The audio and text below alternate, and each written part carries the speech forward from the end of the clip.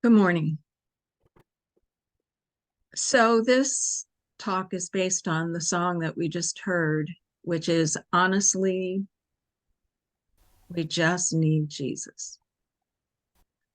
Now, did you know that some time ago, Jesus and Satan had a contest to see who was better at computers? Now, after 6 hours of putting together charts and creating web pages, there was a storm and all the power went out. Well, Satan went nuts because he started yelling because I lost everything. I lost it all. It's all gone. And Jesus just calmly gets up, walks over, and prints out his and turns it in. Well, Satan goes crazy again. He's like, that's not fair. He must have cheated. What happened? He didn't lose any of his stuff. And God just smiles sweetly and says, Jesus saves. So I promise you, this isn't going to be a holy roller, um, hell and damnation or anything like that talk. I'm going to talk about how what's been happening for me and how some of the things that are happening in the world are breaking my heart. And what I am looking at is how to handle that. And hopefully we'll all learn from that. So I'm going to read some of the words to the song and then talk about um, how that is working with my life. So it starts out, I got a front row seat to the madness. I pick up my phone every morning out of habit. I've been fiending for the drama. Yeah, I said it. I'm addicted to the rush. Need a medic. So I had become addicted to finding out what's going on in the world and trying to find accurate reporting on what's really going on. I used to follow a few news sources, and before the pandemic, I never really cared about worldly issues. I was interested in health and would look into the latest things about that, but basically, I really didn't care. But because I was looking into health, I came across during the pandemic, I came across doctors and nurses who were saying that ivermectin and hydroxychloroquine really did work for COVID. And yet it was banned. They were saying you can't use it off label for this. And so it caused me to do a deep dive. And by the way, recently, due to a lawsuit, the government actually made it okay now to use hydroxychloroquine and ivermectin for COVID. And many people were healed by it. So anyway, the rabbit hole took me in many different directions. And because I love to learn, I got hooked. And I would spend hours a day reading and researching about all kinds of things. And she says, in the morning, she would just pick up her phone. Well, in the mornings, I spend time with spirit. And a lot of times I don't turn my phone on, but there would be days where I would just like, I got to know what's going on. And it really disturbed me. It was breaking up my time with spirit. That didn't happen every day by any means, but it was taking me off my path.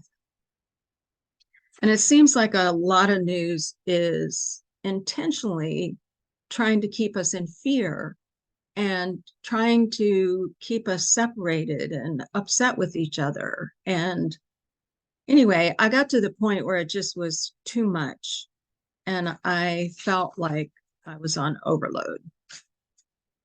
So the refrain goes, honestly, I think we just need Jesus. Honestly, I think we just need Jesus. And I can't get that out of my head when I hear it on the radio. I listen to this Christian station because I love the music. And also, there's a couple on there that comes on in the afternoon. I just listen to it when I'm in my car driving around, doing my, you know, running around the grocery store or whatever. And there's a couple in the afternoon, and they're just hilarious.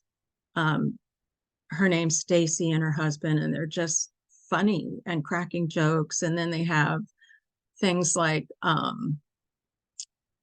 Bible, like where they'll do three different quotes, and people get on and guess whether or not it's a Bible quote. So it's hilarious.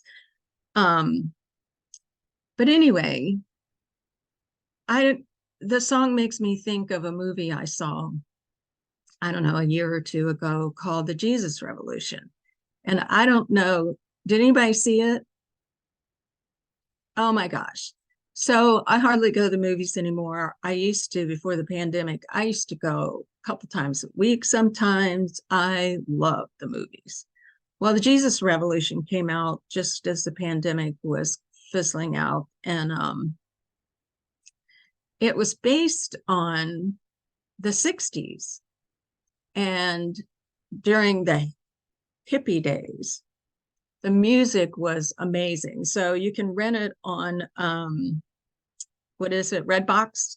if you did it, if you can't get, if you can't get it somewhere, might be able to stream it. I don't know. But the music was amazing. It was about the 60s and this whole Jesus revolution that happened on the West Coast in California. And a lot of people were saved. They went in the Pacific Ocean off the coast of California and were baptized. And the movie was great because it showed traditional church and how the hippies kind of opened things up. But I wonder if that's what the writer really means. And I think different times call for different ways of inviting Jesus the Christ into our lives. And we'll talk about this more in a bit. The song goes on to say, have we all gone mad? Have we lost our minds? What used to be wrong, we say that it's right. And I don't know what's right or wrong ultimately because God's everywhere and in everything. I only know what feels right or feels discordant within me when I experience it. So I'm going to talk about a young man that moved in with his girlfriend a couple of years ago. And I would see him walking around the neighborhood with his dog, and I just fell in love with this dog. So I can't wait to see this dog. I can't have a dog inside because I'm allergic to the dander, but this dog just fills my heart whenever I see him. So anyway, I would talk to this young man, and he was going through a period of depression. So we would talk about that and I just listen and see what was going on. And then sometime after that, he let me know that he had decided to start taking hormones and he was going to transition. And it hasn't changed my thoughts about him at all. In fact, I just gave him some gardening things the other day. In fact, it was yesterday, I guess.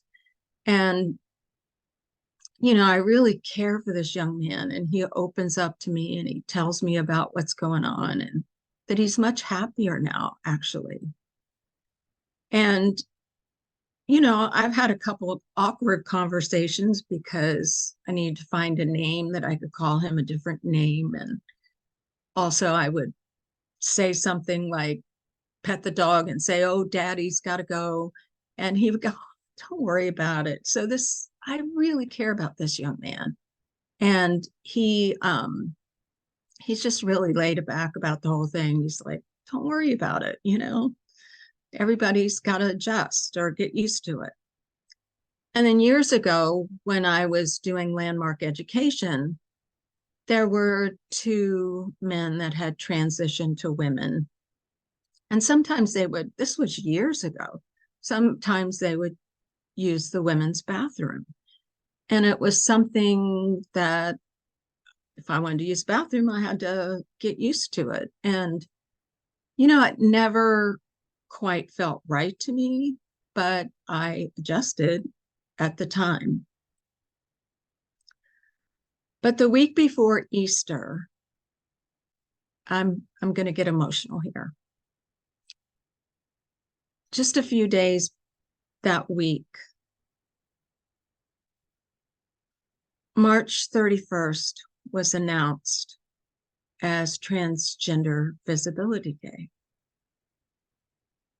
And March 31st this year was Easter. And I sobbed.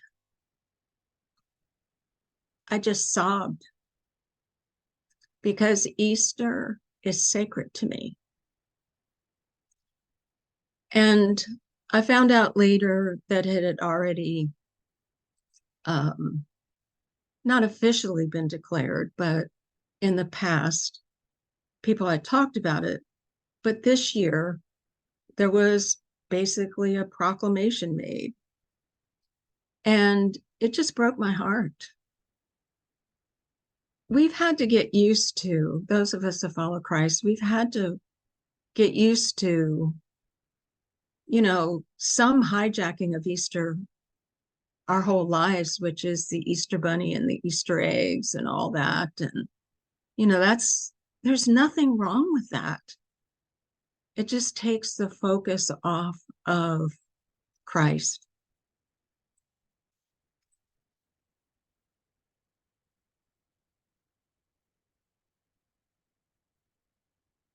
And this year, even a major Easter egg hunt, religious themes were banned. And so that's even more heartbreaking that something so public could be denied what Easter's really about. So isn't Easter a day that's sacred to us, those of us that follow Christ? Even Caitlyn Jenner came out and made a statement about how upsetting it was. Honestly, I think we just need Jesus on Easter. The song then goes into take a good long look in the mirror. Search my heart and soul, make it clear. Help me take your love, trade the bitter, leave it in the dust. Help me leave it in the dust, Lord. Because of all the deep dives into worldly goings on, I found myself miserable at times. Figuratively, I took a good long look in the mirror the week before Easter. I decided to take a staycation for 5 days, which included Good Friday and Easter. I got off all social media. I quit looking at the news. I meditated. I journaled. I gardened. I cleaned my room, which needed it. I read 2 novels. One day I spent 9.5 hours reading a novel and finishing it. I don't know when I've done that in years. I even started a 3rd novel, which since then I finished. I rarely read novels, and it just was so uplifting because you take yourself out of this world and you are in somebody else's world and their issues and their overcomings, and it was wonderful. So now I'm more selective. In fact, some days I'm not on checking things out at all. and I'm not feeling the pull as much. But it's kind of like if you've ever tried to get off sugar, it's very addicting. It really takes a commitment to your well-being to overcome it. The song goes on. We've been preaching, we've been drinking in the vanity. Now it's got us questioning our sanity. And we wonder how we get all this anxiety. It's clear to me. So yesterday, I got in the car to go to a plant sale for, what do they call it? Native plants, Virginia native plants. I hadn't been to one in years. And so I got in the car, and of course, my radio is on the channel of this Christian music station. And there was a guy on there preaching. And I thought, well, what the heck, I'll listen to it. And the guy talks about this pastor who he goes to preach on a Sunday morning, and there's a note. So he picks up the note and he reads it, and he crumples it up and sticks it in his pocket. And not long after that, a couple on the front row gets up and walks out. Well, the note said, "Pastor, we have given this much money to the church. Please tell the congregation." Well, those people never came back. That's vanity. That's vanity, our human ego. Now, when I think, I'm going to preach here a little bit now. This is my preaching part. When I think of vanity, I think of Hollywood and the music industry and all that goes with it. And some from both industries actually have said on camera that they sold their soul to the devil for success. And we see it in some of these videos. In the last couple of years, there's been a lot of satanic themes in music videos. I just don't watch them. It just happened to be on some social media that I followed, and you just see them dressed up in red and horns and craziness. And for me, that's taking us away from the truth. It's another distraction. It's where we question the sanity of the world. We wonder where we get this all this anxiety. My anxiety is for my grandchildren. What world are they going to live in? Now, I know this all sounds harsh and like there's no answer, but there is an answer. And those of us that are spiritually blessed, we're the answer. The refrain goes again, honestly, I think we just need Jesus. We need something for sure. Is it Jesus? People experience Jesus in their lives in many ways. Many Christians focus on Jesus who died on the cross as their Savior, who saves them from their sin. And that works for them. Some people call on Jesus to heal themselves and others, and healing takes place. Some people call on Jesus and Archangel Michael to cast out dark spirits, and it happens. Some people focus on the Jesus that turned over the tables of the money changers. And they call their representatives at the county, state, and federal level and make a fuss. Say, I don't agree with this. And some people experience the Holy Spirit as their guide, the comforter that Jesus spoke of that would come when he went to the Father. Now, some, like us, focus on the Christ presence. And some of you learned the emotional healing technique some time ago, and we call on the Christ presence in that experience. You may see it in the form of Jesus if that's your flavor, that's fine. But you call on the Christ presence and you ask the Christ presence to take all the heavy energy, all the sadness or upset or whatever. In unity, we see Jesus as the way shower, the one who came to show us many things. When I think of Easter, what stands out for me is the mercy that Christ showed to those others on the cross and to everyone around him. He said, Father, forgive them, for they know not what they do.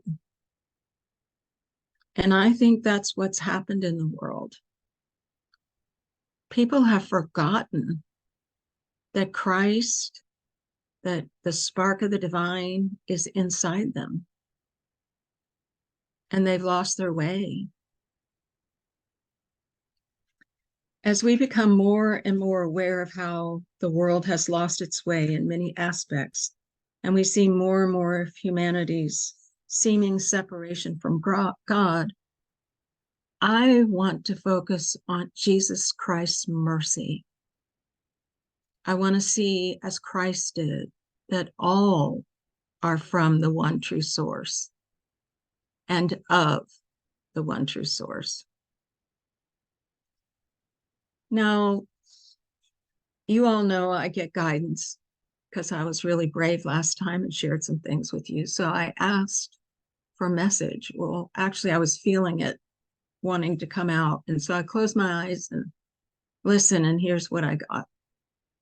Now, I have to let you know, Spirit calls me honey and has for years. I'm here, honey, in your heart, right here. I'm none of those versions and all of those versions, meaning what I just talked about, the different ways that people look at Jesus. The times call for something new, a new way of seeing me as an extension of the divine, as a force, an energy, a presence. Not a human presence, but a Christ presence. A presence of love and forgiveness and acceptance. Father, forgive them for they know not what they do. That's the version I want remembered. Seeing that people are lost and don't know any better and loving them anyway. Knowing that they can only come from the Father, always. You can do Ho'oponopono. You can say the words above, which is, Father, forgive them for what they do, for they know not what they do. You don't start with the hardest one, meaning whatever's the hardest for me to see God in, I don't have to start there. I can start with something simple. It's not about worshiping me, honey. It's about honoring me as an aspect of your being, and being is capitalized, until you realize I am, which is capitalized, the totality of your being. So I'll say it again. It's not about worshiping me, honey. It's about honoring me as an aspect of your being, until you realize I am the totality of your being. You come for love. You express it, you choose it, you live it, you become it. I'm here as a choice for love, one step at a time. See them as God's child. And then I asked, how did you do it? And I stuck to knowing my Father as the truth, that there is great, great love for his creations. And I followed that.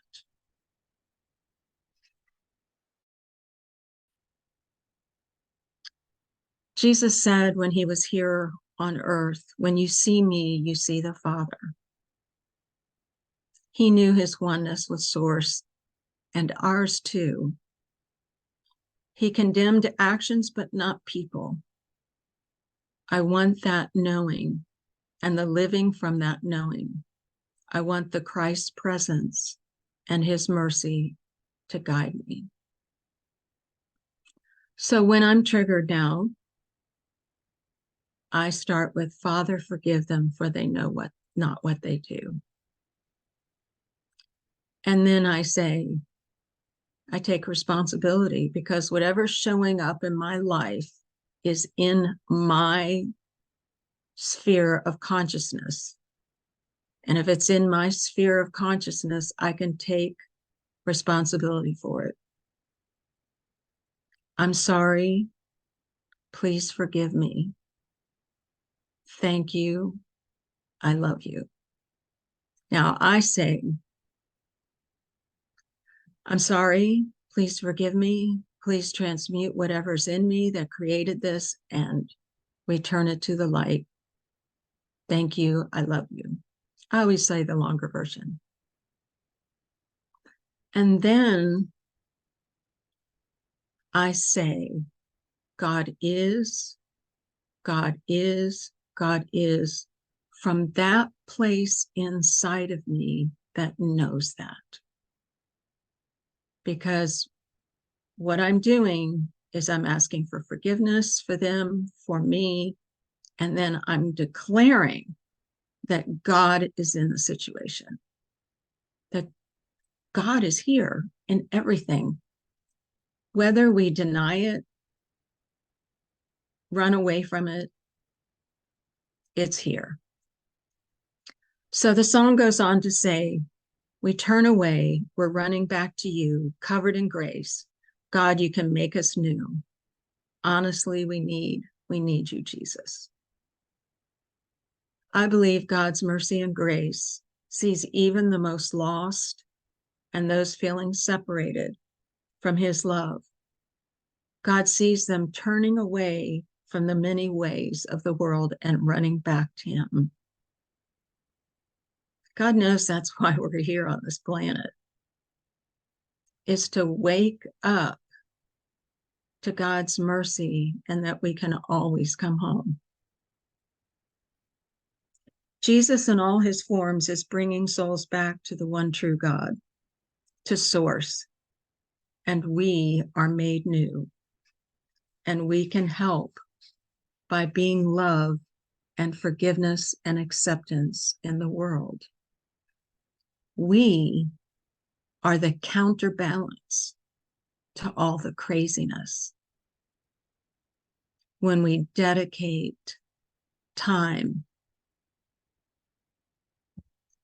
in whatever way, if it's the way I've shared with you, wonderful. If it's some other way that brings you back to Source and you spread that Christ light onto the situation, we all win. Now I'm going to share a story with you called The Quilt. As I face my Maker at Last Judgment, I knelt before the Lord along with the other souls. Before each of us laid our lives like the squares of a quilt. An angel sat before each of us, sewing our quilt squares together into a tapestry that is our life. But as my angel took each piece of cloth off the pile, I noticed how ragged and empty each of my squares was. They were filled with giant holes. Each square was labeled with a part of my life that had been difficult, the challenges and temptations I was faced with in everyday life. I saw hardships that I endured, which were the largest holes of all. I glanced around me. Nobody else had such squares, other than a tiny hole here and there. The other tapestries were filled with rich color and all the bright hues of worldly fortune. I gazed upon my own life and was disheartened. My angel was sewing the ragged pieces of cloth together, threadbare and empty like binding air. Finally, the time came when each life was to be displayed, held up to the light, the scrutiny of the truth. The others rose, each in turn, holding up their tapestries. So filled their lives had been.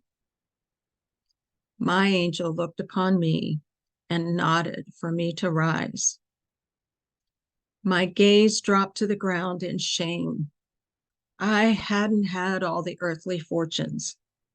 I had love in my life and laughter, but there had been so many trials of illness and death and false accusations that took from me my world as I knew it. I had to start over many times. I often struggled with temptation to quit, only to somehow muster the strength to pick up and begin again. I had spent many lonely nights on my knees in prayer, asking for help and guidance in my life. I had often been held up to ridicule, which I endured painfully, each time offering it up to the divine in hopes that I would not melt within my own skin beneath the judgmental gaze of those who unfairly judged me. And now I had to face the truth. My life was what it was, and I had to accept it for what it had been. I rose and slowly lifted the combined squares of my life to the light. An awe-filled gasp filled the air. I gazed around at the others who stared at me with eyes opened wide. Then I looked upon the tapestry before me. Light flooded through many holes, creating an image of the face of Christ. Then I heard the Christ within me say, "Every time you gave over your life to me, it became my life, my hardships, and my struggles. Each point of light in your life is when you stepped aside and let me shine through until there was more of me than there was of you."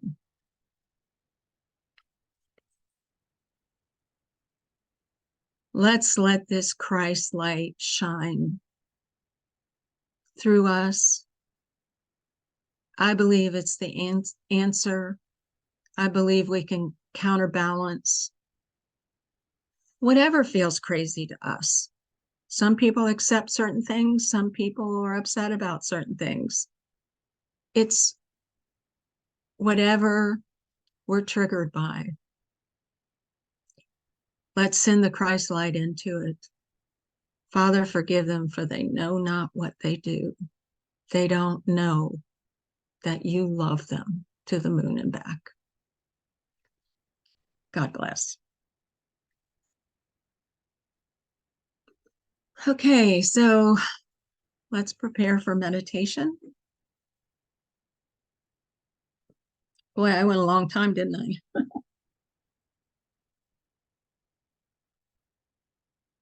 All right, so everybody take a nice deep breath and close your eyes.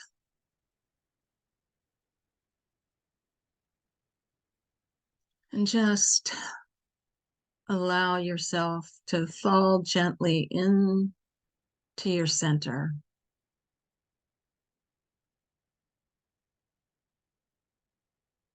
Just breathe until your body relaxes and lets go of any tension.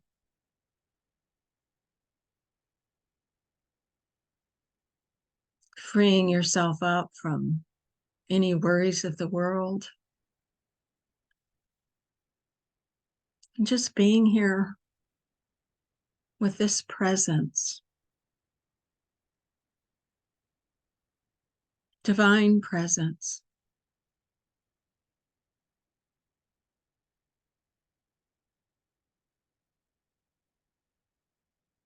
And let us remember that we are the eyes and ears and voice and hands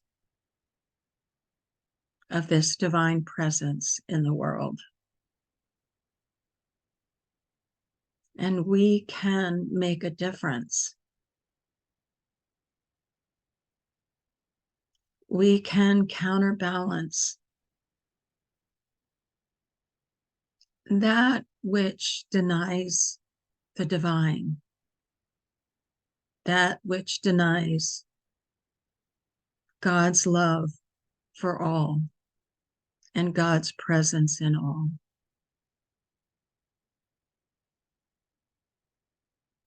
And so let's just think of something that's triggered you, that's caused discord and feels not quite right in your world.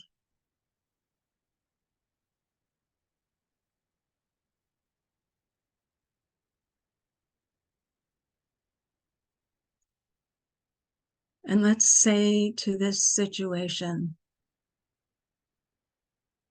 Father, forgive them, for they know not what they do.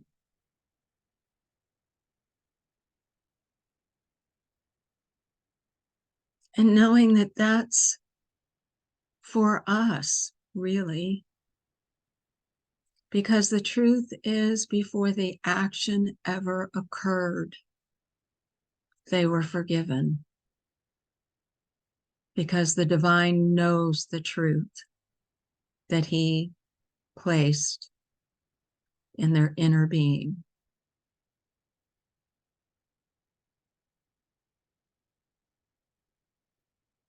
And let's take responsibility for that situation being in our consciousness. I'm sorry. Please forgive me. Please transmute whatever is in me that's creating this and send it into the light. Thank you. I love you.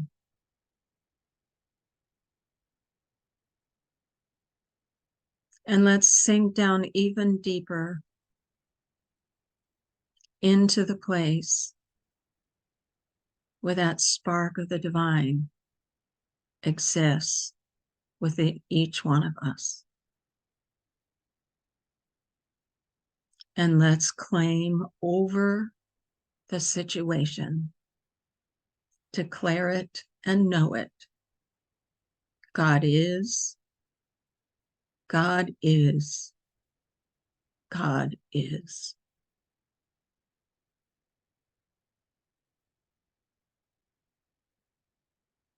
And so, God, we thank you that we have access to the truth of you, that we have access to being your gift to the world by expressing you through us.